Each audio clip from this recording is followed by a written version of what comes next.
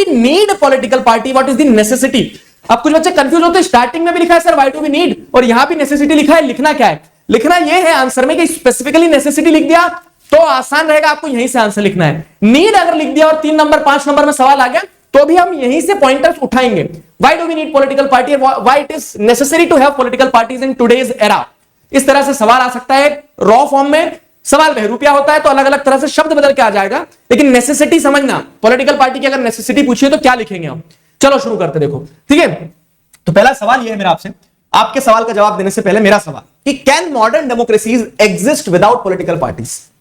क्या modern democracies बिना political parties के एग्जिस्ट कर सकती है? नहीं। क्यों नहीं कर सकती? क्योंकि हम जैसे देख रहे हैं आज मॉडर्न डेमोक्रेसीज में कितनी जनसंख्या है, हर व्यक्ति के अंदर वो स्किल नहीं है कि वो पॉलिटिक्स में पार्टिसिपेट कर सके और डिसीजन ले सके। Practically it is possible, it is not possible also कि हर व्यक्ति को आप इंक्लूड भी कर पाओ डिसीजन मेकिंग प्रोसेस में। तो इसके तहत आपको क्या समझना होगा? इसके तहत आपको यह समझना होगा कि इट इज वेरी इंपॉर्टेंट कि हमें पॉलिटिकल पार्टीज हमारे पास हो, हमारे इर्द गिर्द पॉलिटिकल पार्टीज हो, क्योंकि वो जो रहती है तो हमारा काम आसान कर देती है। एक हाइपोथेटिकल केस लेते हैं, चलो कि 2 मिनट के लिए मान ही लो कि नहीं है पॉलिटिकल पार्टी, क्या कर लोगे? ठीक है, 2 मिनट के लिए हम मान लेते हैं कि political parties are not there.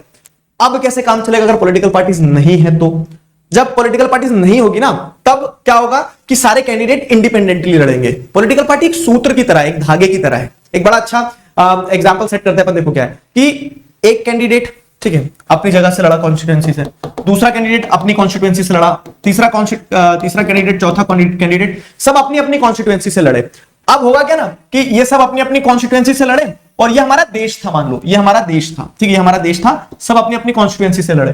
अब आपको क्या चाहिए कि देश के लेवल पे भी कोई निर्णय ले, ठीक है, देश के लेवल पे भी कोई निर्णय ले, आपको ये चाहिए, फाइन। लेकिन अगर ये सारे लोग आपस में एक सूत्र से बंधे ना हो, एक सूत्र से बंधे ना हो, तो क्या इन चारों के बीच में आपस में कंसेंसस रहेंगे? नहीं रहेंगे।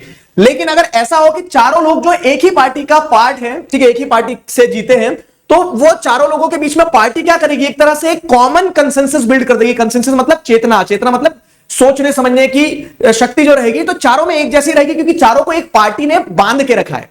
पॉजिटिव सेंस में मतलब कि पार्टी कोऑर्डिनेट कर रही है चारों के बीच में, समझ आया? और in the absence of party क्या होगा? In the absence of party चारों अपनी तरफ अलग अलग भागेंगे, कोई इधर जा रहा, कोई इधर जा रहा।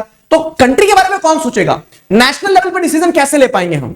ठीक है, तो समझ आया what is the necessity of political parties? तो modern democracies can not exist without political parties. अच्छे से समझना, मॉडर्न डेमोक्रेसीज एग्जिस्ट नहीं कर सकती है without parties. Every candidate in election will be independent. हर एक कैंडिडेट इंडिपेंडेंट रहेगा, और जब वो इंडिपेंडेंट रहेगा तो अपनी मनमानी करेगा। और अपनी मनमानी करने में नुकसान क्या है? नुकसान यह है कि कोई मेजर कंसेंसस डेवलप नहीं होंगे, सारे लोग अलग अलग अपने अपने दिशाओं में भागेंगे, उनको एक साथ कोऑर्डिनेट नहीं किया जा सकता है, ठीक है, वो एक साथ कोऑर्डिनेटेड तरीके से काम नहीं करेंगे, तो देश का कैसे काम चलेगा? Fine. No promise for any major policy change can be made, मतलब वो सब अपनी अपनी कॉन्स्टिट्यूएंसी तक सीमित होंगे। तो मेजर लेवल पर अगर कोई पॉलिसी चेंज लाना है, जिससे जैसे हम फॉर एग्जांपल की टैक्स वैट लगता था पहले, अलग अलग प्रकार के टैक्स लगते थे, बहुत सारे इनडायरेक्ट टैक्सेस। अब यह डिसीजन लिया गया कि पूरे देश में जीएसटी एक जैसा टैक्स लगाया जाएगा। तो अब हुआ क्या है कि वो पूरे देश के लिए निर्णय लेना है, और अगर मान लो पॉलिटिकल पार्टीज नहीं होती तो हर मेंबर ऑफ पार्लियामेंट बोलता नहीं, हमारी कॉन्स्टिट्यूएंसी में तो हमारे हिसाब से जीएसटी नहीं लगना चाहिए, हमारी कॉन्स्टिट्यूएंसी में तो लगना चाहिए। तो आप एक मेजर कंसेंसस कैसे बिल्ड करोगे? वो तो क्या हुआ कि एक पार्टी थी बीजेपी मेजोरिटी में, फॉर एग्जाम्पल, हाँ सारी पार्टीज के जो नाम ले रहा हूं तो वह एग्जाम्पल के लिए ले रहा हूं मैं आपको बस। तो जैसे देखेंगे तो एक पार्टी थी, तो एक पार्टी ने क्या किया कि अपने सारे एमपीज को बोल दिया कि हमें एक स्टैंड लेना है, एक स्टैंड लेना है। और उससे क्या हो गया कि अब पार्टी का, क्योंकि विप है एक तरह से, पार्टी ने ऑर्डर इशू कर दिया कि सारे पार्टी के मेंबर जो हैं, मेंबर ऑफ पार्लियामेंट, वो यही निर्णय लेंगे कि हाँ जीएसटी इंप्लीमेंट करवाना है। तो क्या हुआ? तो थ्रू आउट द कंट्री आपको क्या देखने को मिल रहा है? एक मेजर पॉलिसी डिसीजन पॉसिबल हो पाया।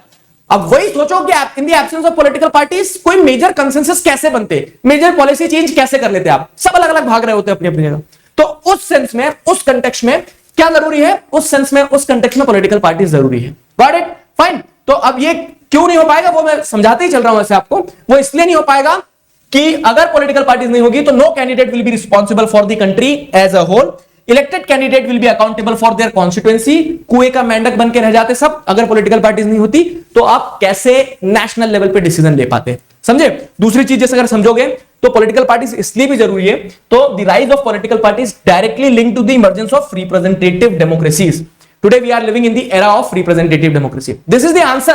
You people will get a direct answer. जैसे अगर आप देखोगे तो ये नोट्स ले लेना टेलीग्राम चैनल से, सब कुछ तुम्हारा, ठीक है। पॉइंट ये है कि मैं इस तरह से स्लाइड बनाता हूं कि जो मोस्ट पॉसिबल क्वेश्चंस होते हैं वो आपको एक स्लाइड पे मिल जाए, तो उसका आंसर जो मिर्च मसाला है, कीवर्ड्स है, वो वही मिल जाएंगे। तो why it is necessary to have political parties, क्योंकि पार्टीज के बिना सब इंडिपेंडेंट इलेक्शन लड़ेंगे, कोई मेजर कंसेंसस नहीं बन पाएगा, कोई मेजर पॉलिसी चेंज नहीं ले पाएंगे। और वो क्यों नहीं हो पाएगा? वो इसलिए नहीं हो पाएगा क्योंकि फिर सब अपनी अपनी कॉन्स्टिट्यूएंसी के लिए क्या रहेंगे? अकाउंटेबल रहेंगे।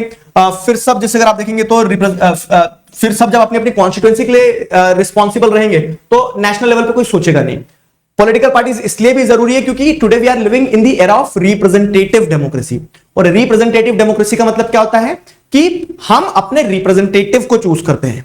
हम ऐसा नहीं कि हम डायरेक्ट जाके मोदी जी को वोट देके आ रहे हैं, बोल रहे हैं कि मोदी जी हमने आपको वोट दिया। पॉइंट क्या हो रहा है ना, पॉइंट यहां पे हो रहा है कि हम अपने कॉन्स्टिट्यूएंसी से अपना लीडर चूज कर लेते हैं और फिर जिसकी मेजोरिटी होती है उसकी सरकार बनती है, ठीक है। तो अब जब हम सब अपनी अपनी कॉन्स्टिट्यूएंसी में वोट दे रहे हैं, अपने अपने रिप्रेजेंटेटिव को चूज कर रहे हैं, तो वो सारे रिप्रेजेंटेटिव्स जो है ना वो आपस में एक साथ कैसे आ पाएंगे? तो उनको एक साथ वही है कि एक माला में सारे मोतियों को पिराने का काम करता है पॉलिटिकल पार्टी। पॉलिटिकल पार्टी वो धागे की तरह है कि सबने अपने अपने रिप्रेजेंटेटिव्स को चूज कर लिया, और वो सारे रिप्रेजेंटेटिव्स जो है, तो अगर वो मेजोरिटी रिप्रेजेंटेटिव पॉलिटिकल पार्टी ए के हैं तो ए सरकार बनाए, पॉलिटिकल पार्टी बी के अगर मेजोरिटी रिप्रेजेंटेटिव्स हैं तो बी सरकार बनाए, ठीक है। तो rise of political party can be linked to the emergence of representative democracies. Parties are necessary conditions for our democracy. इसी कंटेक्स्ट में it is very necessary to have political parties. Got it? Clarity होना चाहिए, crystal clarity होना चाहिए। तो ये हमने देख लिया कि why political parties are necessary. चलो